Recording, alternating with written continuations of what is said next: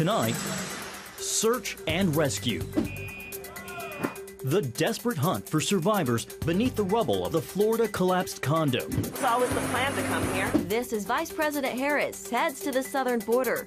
Her first trip there since heading up the effort to stem the surge of migrants arriving in the U.S. It's not even fair to say that she's a day late and $1 short. She's nearly 100 days late and 1,000 miles short. And we've already begun the process.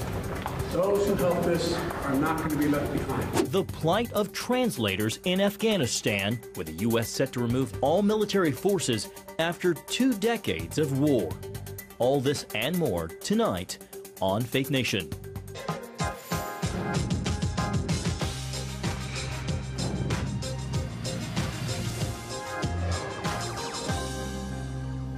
Rescue workers still very much on the hunt for signs of life. Welcome to Faith Nation. I'm John Jessup. Good evening, I'm Jenna Browder. At least 4 people are dead, 159 still missing in that Florida condo collapse. Teams working into yet another night in a desperate race against time, fearing the number of deaths could skyrocket. CBN's Charlene Aaron has the story.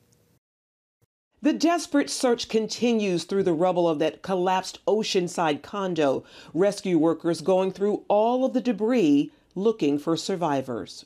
We have hope, and every time that we hear a sound, we concentrate in that area. So we send additional teams, utilizing the devices, utilizing K9, utilizing personnel. More than 100 people unaccounted for, and at least 35 evacuated from the site of the building still standing. Security camera footage from a nearby building shows the horrifying moment. The 12-story residential building crashed to the ground. This man jolted out of his sleep. We just ran for our lives, and it was nothing but just white, thick cloud of dust. The mayor of Miami-Dade says rescuers are at extreme risk going through the rubble. Debris is falling on them as they do their work. We have structural engineers on site to assure that they will not be injured, but they are proceeding because they are so motivated. An emergency declaration order now in place, directing federal assistance to help with state and local response efforts. I received the emergency declaration from FEMA, and that has happened.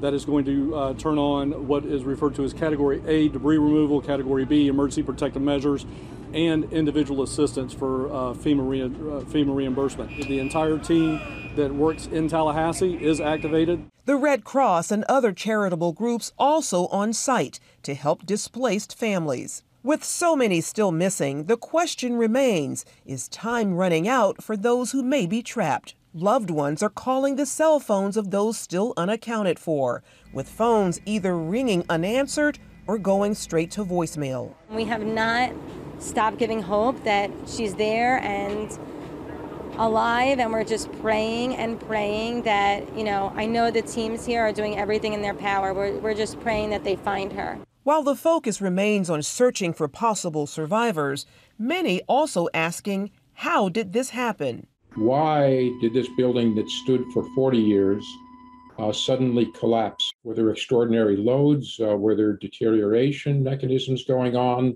Were there changes to the structure made? They'll be looking in the field at the orientation of the debris, the way that it's broken, the way that the parts are stacked up against each other. Officials say the investigation into the cause of the collapse could take weeks, even months, to determine. Charlene Aaron, CBN News. Meanwhile, tonight, Vice President Kamala Harris is fresh off a much-anticipated trip to the southern border. Her visit there, the culmination of months of criticism over not going to the border sooner after President Biden put her in charge of dealing with the border crisis. CBN White House correspondent Eric Phillips joins us now with more on that. Eric, what did VP Harris have to say about today's border visit? Well, John, Jenna, the vice president indicating it was not the criticism nor any pressure that prompted her trip to the border today. She says it was always a part of the plan. I said back in March I was going to come to the border, so this is not a new plan.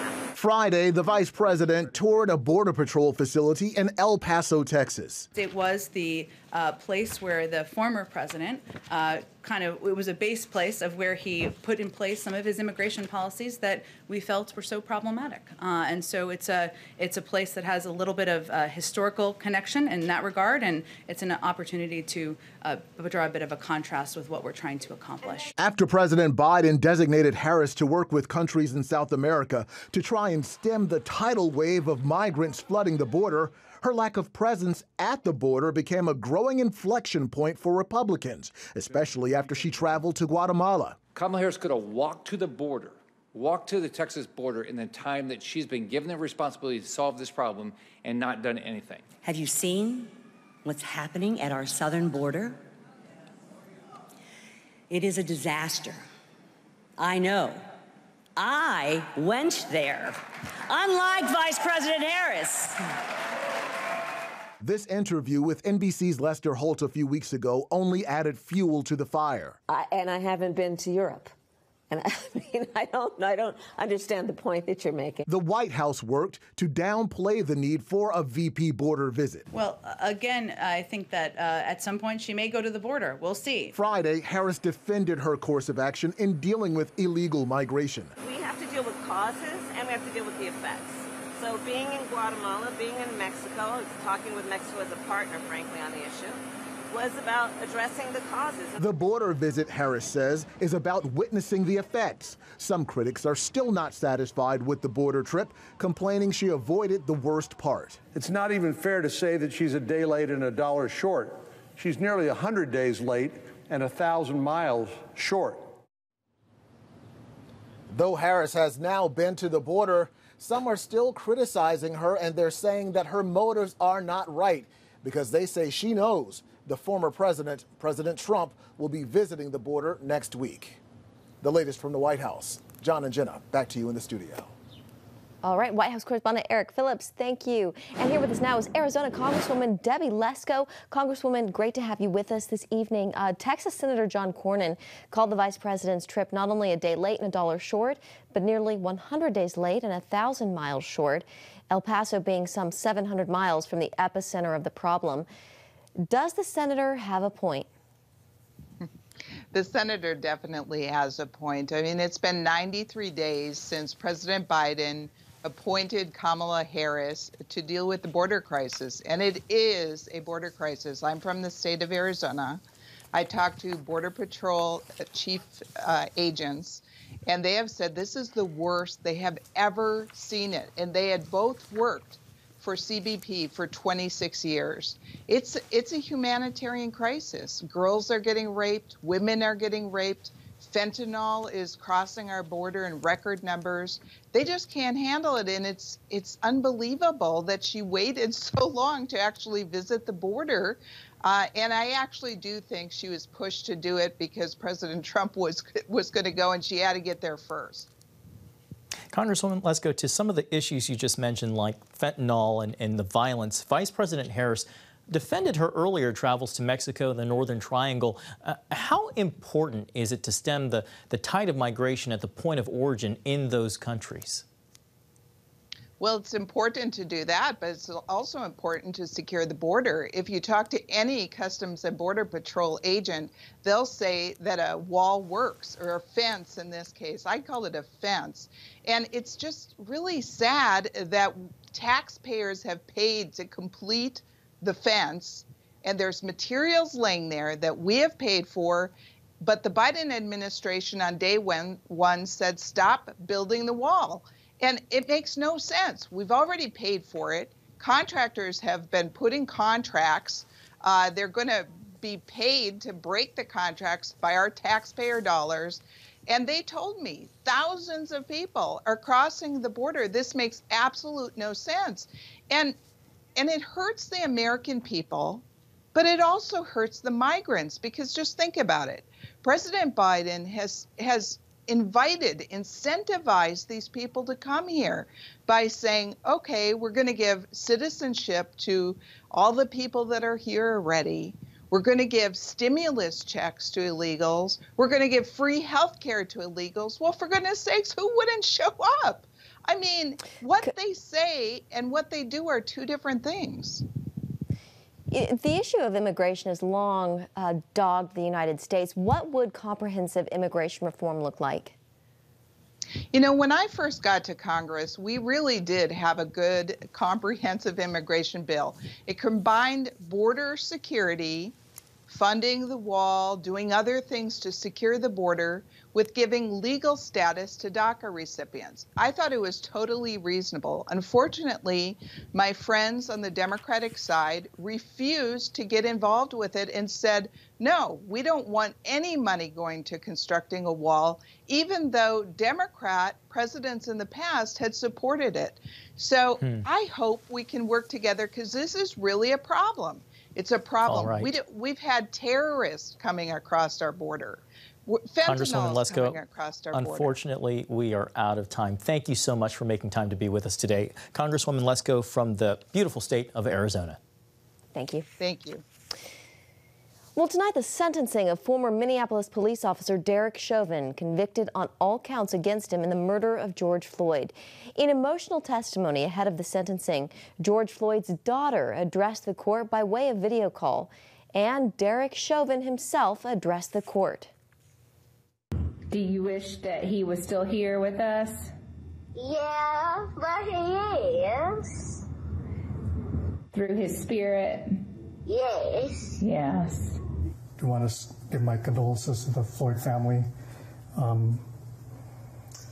There's going to be some other information in the future that would be of interest, and I hope things will give you some peace of mind.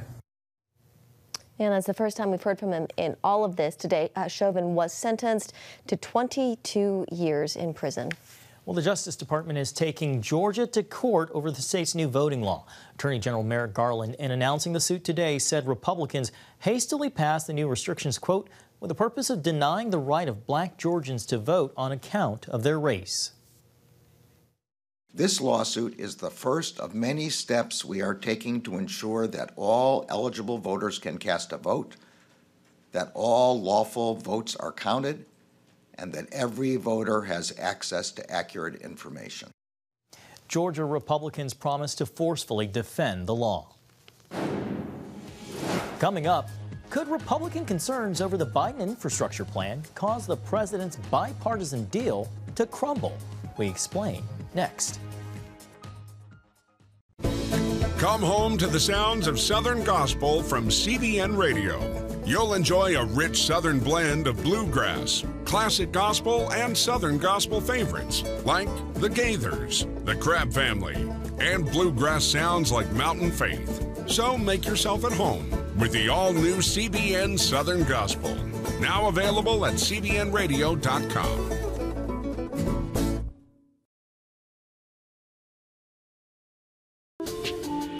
It's about the competition. I kind of put that pressure on myself, and I think people had expectations. It's about overcoming. We use this phrase all the time, keep chopping, keep practicing hard.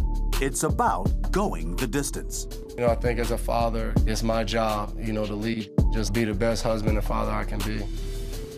Watch Going the Distance with Sean Brown Saturday night at 7:30 on the CBN News Channel. Life. It's meant to be lived fully. Jesus said it. I came to give you life. Life to the fullest. Life in your family. Life in your finances. Life in your body, mind, and spirit. Life in your everyday.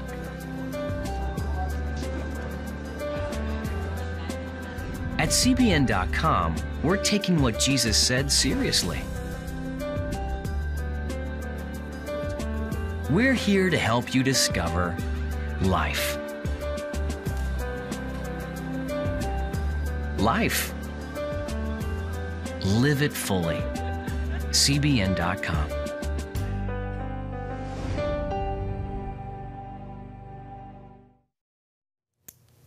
Welcome back. After touting a bipartisan agreement on infrastructure last week, the president is already facing criticism from both Republicans and Democrats. The deal came from weeks of talks, but members of both parties quickly attacked it. One key reason, liberal Democrats want a companion bill with trillions more in spending. CBN's Jennifer Wishon has the story. It's the first major bipartisan agreement of Joe Biden's presidency, but within hours of the handshake, the president and top Democrats announced conditions for the deal. We have a deal. With most of his top legislative priorities stalled on Capitol Hill, President Biden stepped outside the White House with senators from both sides of the aisle to say he'd struck a deal on a scaled-back $1.2 trillion infrastructure plan. None of us got all that we wanted. I clearly didn't get all I wanted, but this reminds me of the days we used to get an awful lot done up in the United States Congress. Meeting a key Republican demand, the plan doesn't raise taxes. Instead, it's paid for by unused COVID-19 relief funds and stepped up IRS enforcement on tax cheaters. We've been talking about the need for a large infrastructure package for decades. Today, we are delivering. The deal falls well short of the president's original proposal, and liberal Democrats immediately demanded more. I think it is way too small, paltry, pitiful, and I will insist on a second package that not only addresses more roads, bridges, and other tangible assets, but also human infrastructure. And within hours, the president made it clear he won't sign the bipartisan bill until Democrats pass a separate massive spending package that includes tax hikes and funds so-called human infrastructure like childcare, a bill that can be passed with just 51 Democratic votes in the Senate through a process called reconciliation. It was a tale of two press conferences. Endorsed the agreement in one breath and threatened to veto it in the next. Less than 2 hours. It almost makes your head spin. Speaker Pelosi offered an insurance policy to appease her base. There ain't going to be no bipartisan bill unless we are going to have the reconciliation bill. But for now, the current bipartisan bill meets Republican demands, sticking to traditional infrastructure, spending $109 billion on roads and highways, $65 billion on broadband, and replaces every lead water pipe in America. This bipartisan agreement represents the largest investment in public transit in American history. And I might add that the largest investment in rail since the creation of Amtrak. But with many roadblocks ahead, final passage of this bipartisan deal is far from guaranteed. Jennifer Wishon, CBN News. Thank you, Jennifer. And here with us now is political reporter for The Hill, Julia Manchester. Julia, good to have you. Happy Friday. 5 GOP senators stood by the president as they announced their bipartisan deal on infrastructure. A lot of Republicans, though, are not sold on it. Democrats, too, not sold on it either. You know, among some of the things that they're questioning, Republicans, are that $40 billion measure that would beef up IRS enforcement. Julia, where does this go from here? Well, it's going to be a tough road ahead, and I imagine that in the weeks to come, this could last as long into the fall season.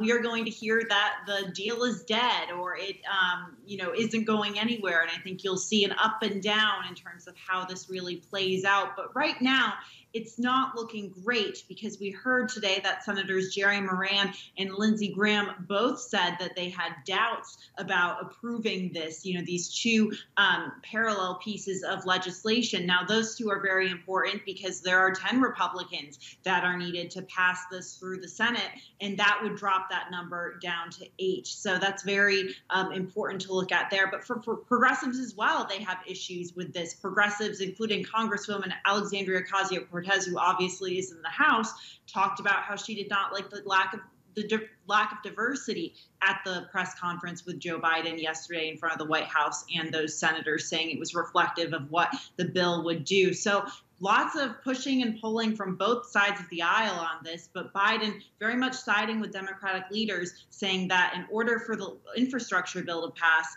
a reconciliation bill also has to pass.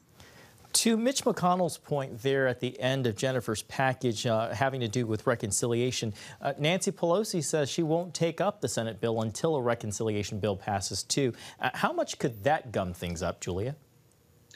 Very much so. And I think you're going to see even more divide in the House on this issue than in the Senate. Look, Nancy Pelosi saying that she wants to she'll only take up the infrastructure bill if she takes up if they take up the reconciliation bill is very much catering towards that progressive base. And we've seen that base in the House continue to grow. The problem with that is on the other side of the aisle, they're not going to want to see this reconciliation bill passed. They don't want to see this care infrastructure or these other attachments to this this measure that the administration is trying to pass. So lots of push and pull, like I said.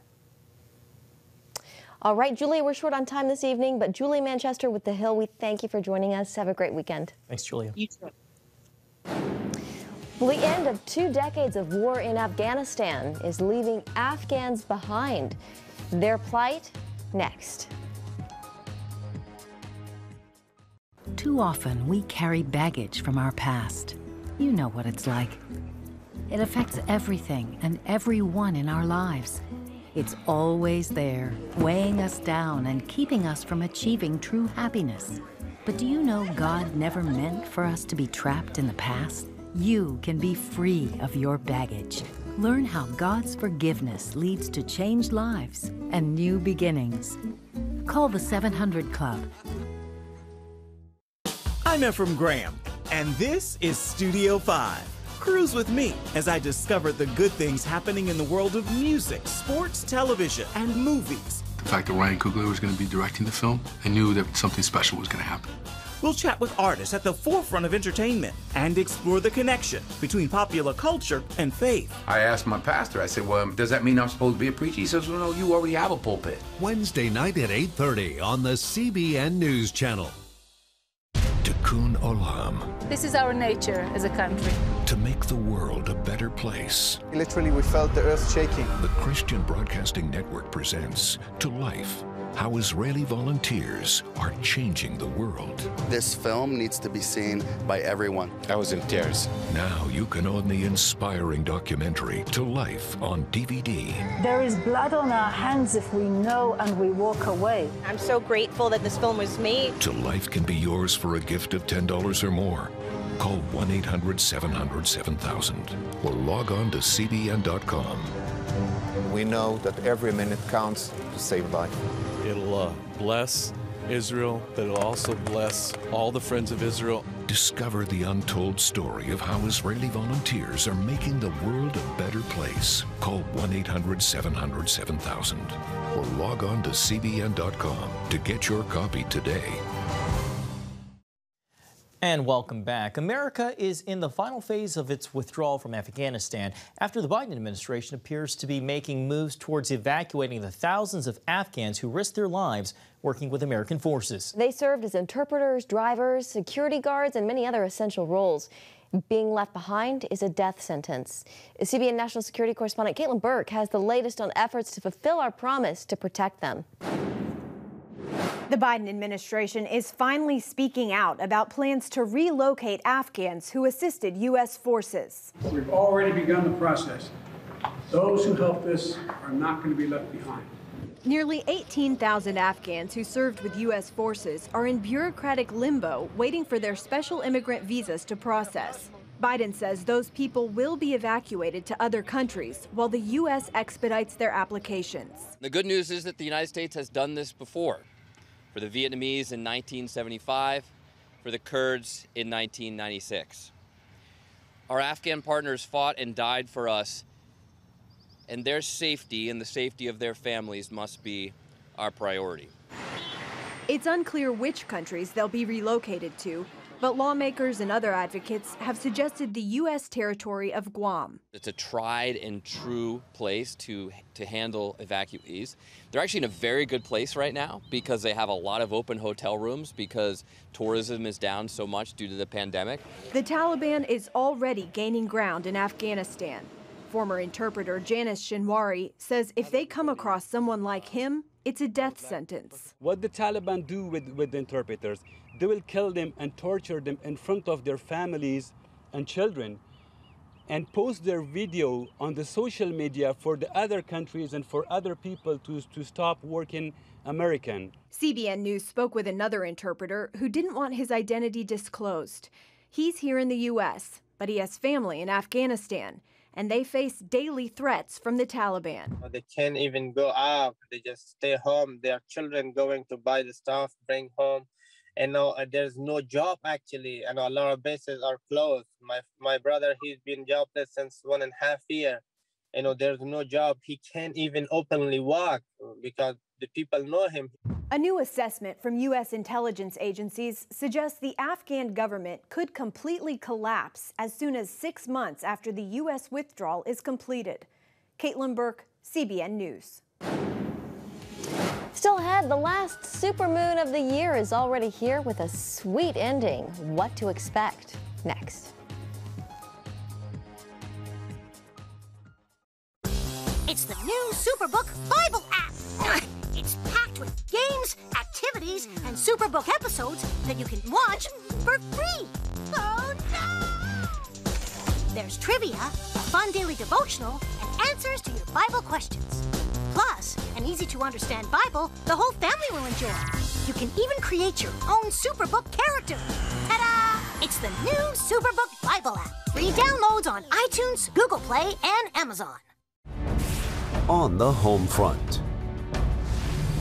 Thanks for joining us for CBN's On the Home Front, where we highlight what the men and women of America's military do to defend our country. CBN honors the men and women in our military with an initiative called Helping the Home Front. It partners with churches across the country to meet the needs of their military families, from repairing homes to wiping out medical bills for wounded veterans. Wednesday at 3 on the CBN News Channel. Get Protect Your Sleep and discover how to improve the quality of your life. A free DVD or booklet from the Christian Broadcasting Network. If you're not a great sleeper, you can do things to make yourself a great sleeper. If you're already a pretty good sleeper, you can enhance your sleep and be even better. 5 leading experts help remove the obstacles between you and restorative sleep. When you don't get a restful night's sleep, you wake up with an accumulation of stress. Call 1-800-700-7000 or go to cbn.com to get your free DVD or booklet today. Everything you do better with a good night's sleep. You'll discover how food affects your sleep, how to put insomnia to rest, explore effective remedies for sleep apnea, and much more in Protect Your Sleep. Wake up to your best life and get Protect Your Sleep today. Call 1-800-700-7000 or go to cbn.com to get your free DVD or booklet. Finally tonight, June's supermoon arrived right on the tail of the summer solstice, marking the first day of summer. Tonight's full moon will appear until early Saturday morning, and it's named after a sweet summer tradition. The strawberry moon dawns during strawberry harvesting season in the northeastern United States, but it won't be red or pink. The seasonal moon has various nicknames that refer to milestones of the summer season, like the rose moon, honeymoon, flower, or hot moon, to name a few. Regardless of what you choose to call it, you don't want to miss your chance to keep your eye on the sky while you can. And Jen, I know that you caught a glimpse of the moon last night. What did you think? We did. It was so bright. But it didn't really look strawberry color to me. It looked more orange, but it was beautiful and huge. Well, I missed out, so I'll try to catch my chance tonight. Have a great evening.